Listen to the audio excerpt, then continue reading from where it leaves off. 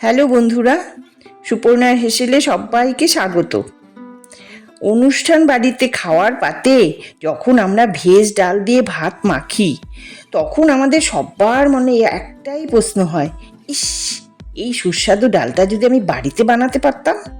তো আর চিন্তা নেই বন্ধুরা, চলো আজ বাড়িতেই ঝটপট বানিয়ে ফেলি অনুষ্ঠান বাড়ির মতন খুব টেস্টি ভেজ ডালটা। ভেজ ডাল মূলত মুগ ডালের সাথে পনির আর বিভিন্ন রকম সবজির একটা কম্বিনেশন।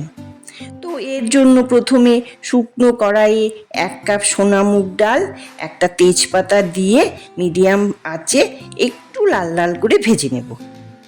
তারপর ডালটাকে ভালো করে ধুয়ে একটু লবণ দিয়ে সেদ্ধ করতে বসিয়ে দেব।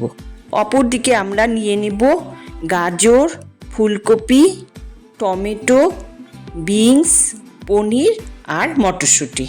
ডালটা ফুটে আসলে আমরা সাদা ফেনাগুলোকে তুলে ফেলে দেব, কারণ শুনেছি নাকি এইগুলো খেলে ইউরিক অ্যাসিড বাড়ে। এবার একটি কড়াইয়ে কিছুটা সাদা তেল নিয়ে পনিরগুলোকে ভেজে তুলে নেব।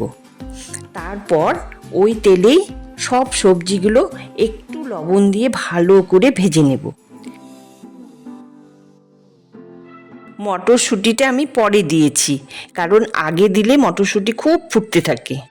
এবার কড়াইতে একটু ঘি দিয়ে শুকনো লঙ্কা, গোটা জিরে, 3টা কাঁচা লঙ্কা, তেজপাতা ফোড়ন দিয়ে একটু আদা বাটা দিয়ে নাড়াচাড়া করে নেব।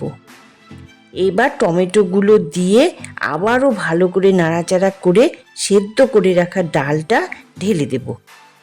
তাতে 1 চামচ হলুদ অ্যাড করে একটু নাড়াচাড়া করে ভেজে রাখা সবজি আর পনিরগুলো দিয়ে দেব।